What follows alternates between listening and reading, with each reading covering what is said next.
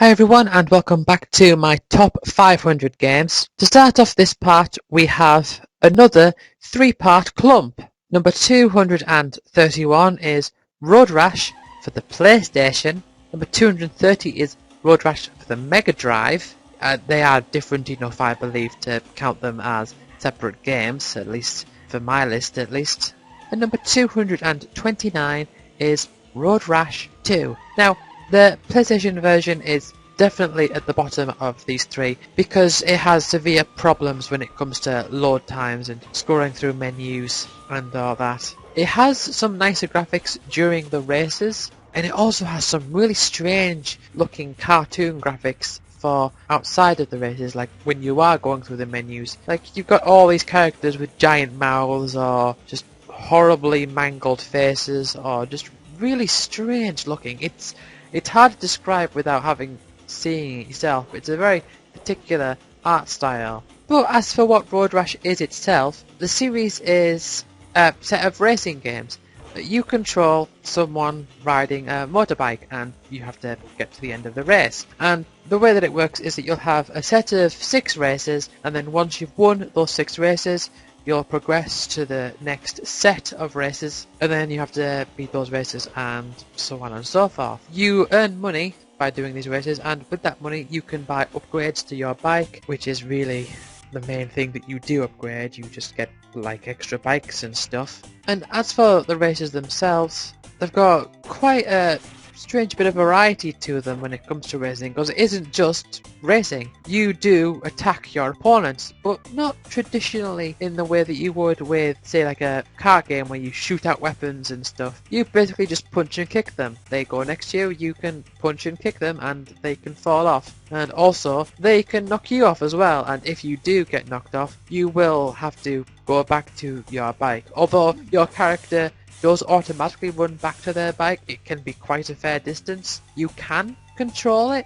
during this point, but there's really no need to, because the computer will automatically make you run at the optimal angle at the best that they can. And also, to improve your knocking enemies off bike ability, you can snatch clubs from your enemies as well as change. I don't know exactly whether the club or the chain is better.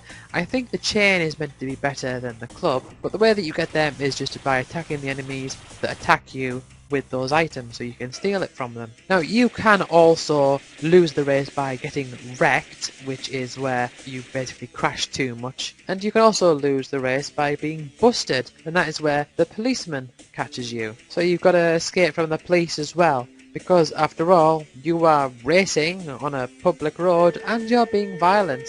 Upon completing each race, you will be given a little animation, a little video. On the PlayStation version, you get a full motion live acted video of something happening, depending on whether you win or lose. So it may be that someone runs over your arm, or you finish the race and everyone's cheering. Just different variations on that.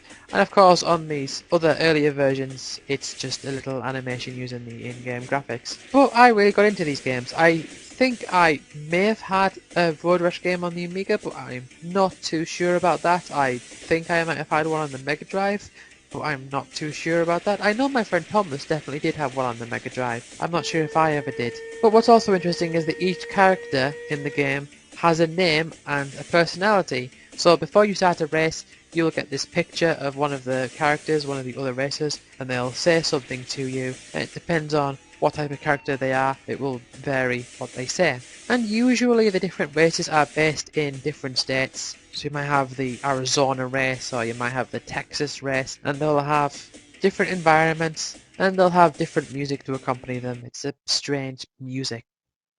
Number 228 is Time Splitters 2. This is a game that I know is very highly regarded by many. I got this game because my friend Bridge got it, and I eventually got it for the GameCube. I got it one birthday I believe it was, but I got it a second-hand copy, probably because it was too hard to find. But Time Splitters 2 is basically a first-person shooter where you've got this wide array of characters, and it's basically a competitive first-person shooter, which is something that I never truly got into overall, but I did like this game. You also have a vast array of different characters that are just crazy.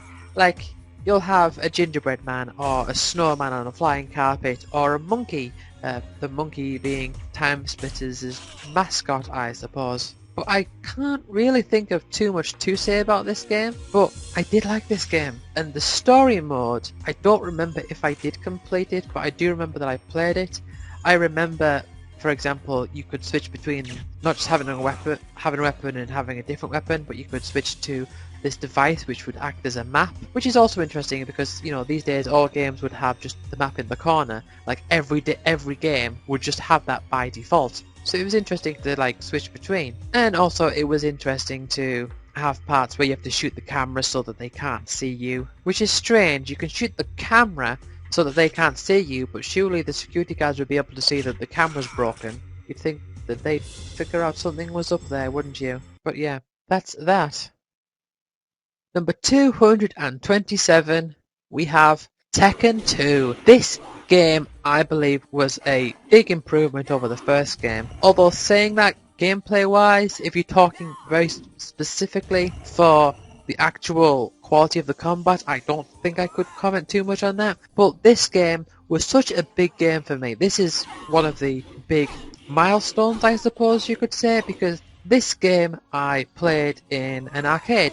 I mentioned this ages ago when I was talking about Virtua Fighter 2, how my granddad would sometimes take me to this place where there were arcade machines on Saturdays, and I would play Virtua Fighter 2 there. There was also Tekken 2 there as well, and again, like I was with Virtua Fighter 2, I was pretty amazed by the graphics. But apart from that, I also played this game at Thomas's house. I mentioned my friend Thomas a few times as well. He had this game because what happened was, when we were younger, we both had Mega Drive, so we talk about Mega Drive games.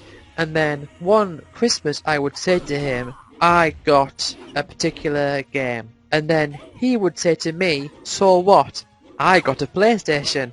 And I was so jealous. I mean, there's another game coming up where I'm probably going to talk about this story, but I was so jealous. It's like I wanted a PlayStation at this point. I was just like, I was just thinking, it's not fair. I want a PlayStation. He got a PlayStation. And I never really had this sense of, like, at least from what I recall, I don't really remember ever being like actively jealous of someone, because I remember previous to this, my friend Matthew, who had a Master System, I wanted a Master System, so I got the Master System converted, which I've been into that story before and I'll go back into later. But this time it was just like, oh my god, a PlayStation that is amazing, because I had remembered playing it at my granddad's house. But eventually my granddad did give me his PlayStation. But I'm talking about Tekken 2 here. Tekken 2, when I went to his house after he got his PlayStation, he had a few games, and one of them was Tekken 2.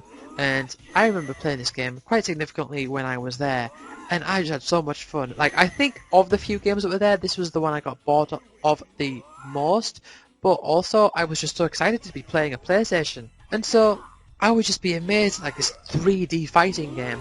And I remember there was one time where we went on to, it was something like Team Attack or something, where you have to choose characters in a set order so that you could fight each other one by one. And by doing this, it showed you the full character select screen where it had all the question marks for characters that weren't unlocked. I asked him, why are there all those question marks? And he said, they're all characters that you don't have. So I was just there thinking, well, okay, they're just characters that you can't play as. Strange that they would have them all behind question marks, but okay, there's all those characters that you just can't play as. And then eventually when I did get my PlayStation, which again is another story, I got Tekken 2 pretty early on, I think, and I remember I completed arcade mode as Law, and I unlocked Bake, and then I remember going into the menu and seeing one of those question marks became a character, and I found out that you could unlock new characters.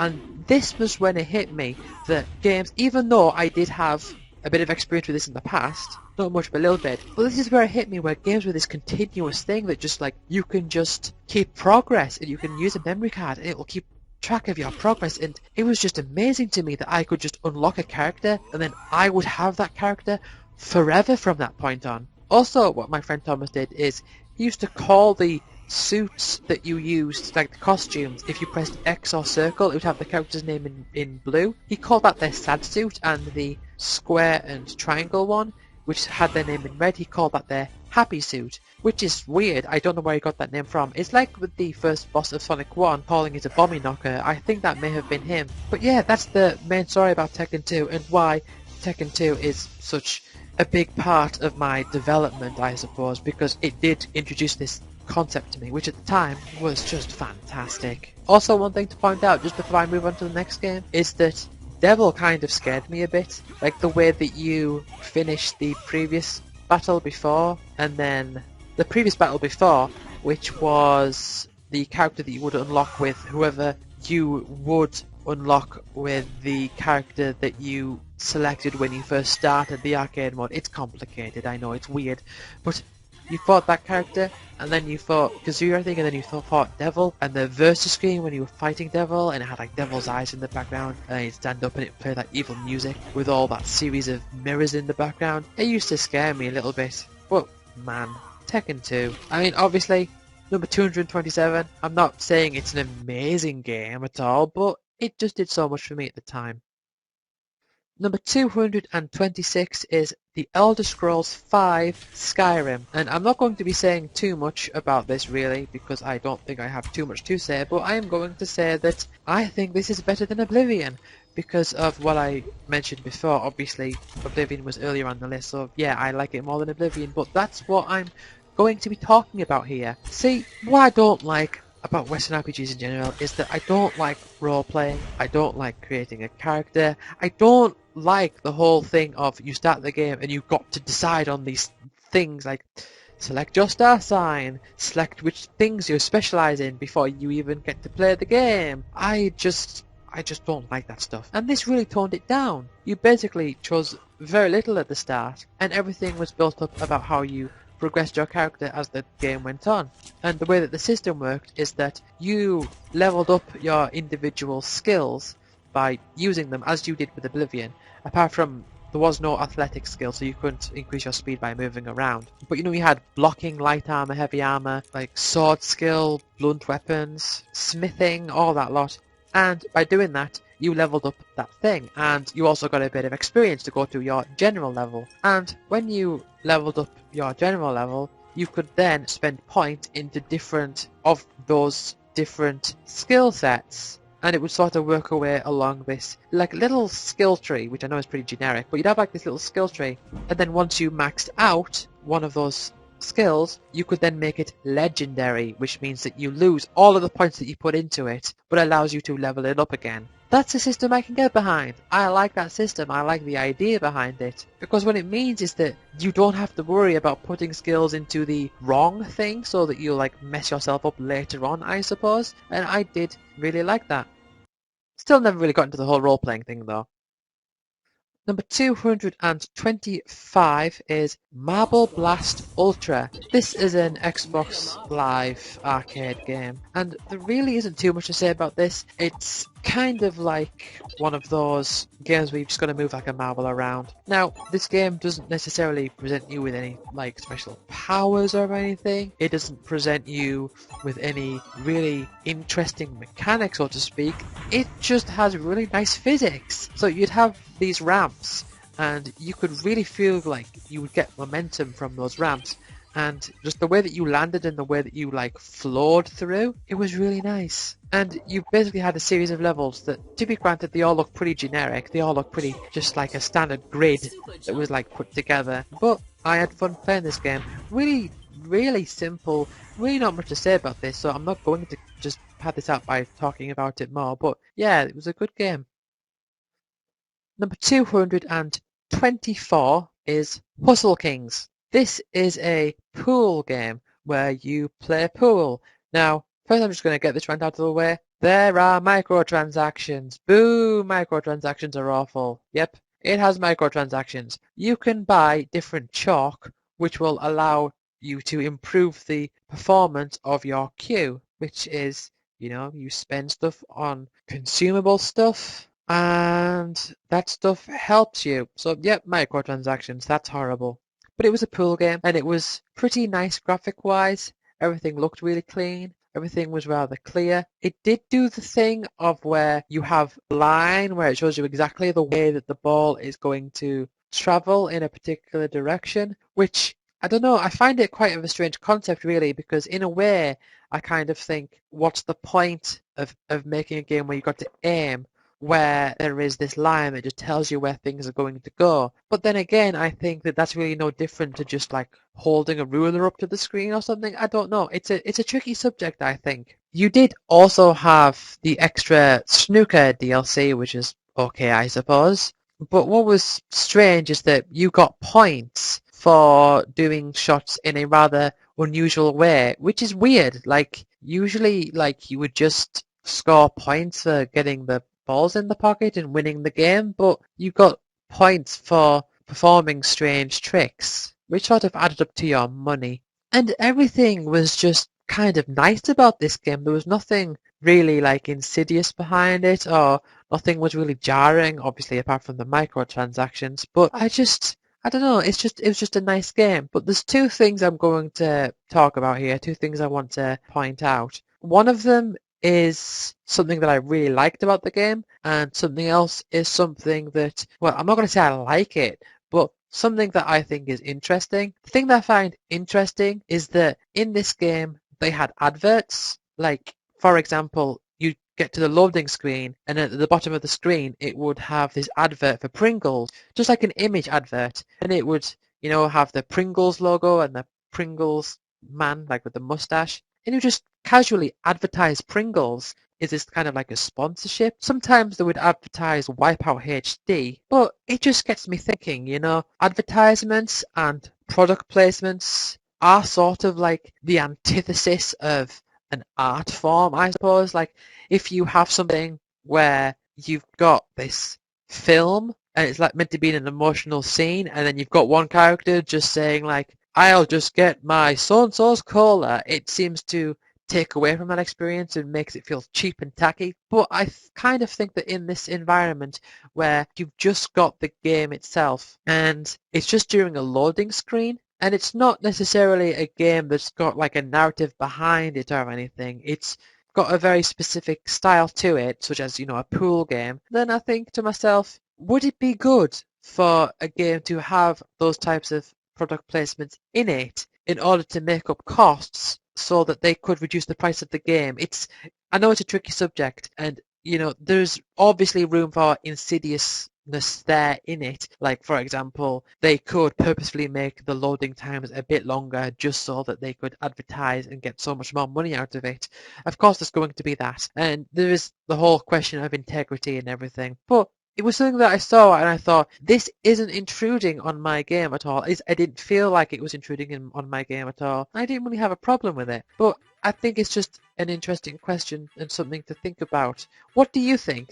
I didn't want to make this into a big discussion thing, but I think this is just an interesting thing. But enough about that. Let's just talk about the thing that I really like about this game. And that is that there is actually hustling in this game, and not gambling so much because it's skill based. But what I really, really liked, and I really like this about the career mode as well, is that in order to get later on to the different stages of the career mode, like the later games in the career mode, you have to earn so much money. And in order to take part in events, you have to spend money. So you start the match or the game or whatever. What do you call it? Like, I suppose I call it a match because it's a part of a game, but you'd say game, whatever. But you start this up and you pay so much money to join in. So then you have that level of threat. There is this idea that you have something to lose if you do lose. It's not just a case of you don't progress until you eventually do. You really, really have to be careful with what money you spend. And I love that feature. And also looking through like the shop, which obviously microtransactions you can buy this with real money, so that kind of puts it down around the whole thing. But if you look at the shop and you can see all these different items, not ones that help you, but just ones like, avatars and stuff. And there's one which is like a crown, and you can see things that are selling for like millions, like 100 million of these coins or whatever. You just think, wow, that is good. That is a very, very skill-based thing to get there. It just makes you think of just how much skill and dedication it would take to get to those higher things, given the circumstances of how much you have to pay to get to those things. It interests me, I just love it. But yeah, I'm going to end this part here. So thank you all for watching. I'll see you next time where we'll continue on with 200 and 23. We're getting on quite well with this, aren't we? I'll see you then.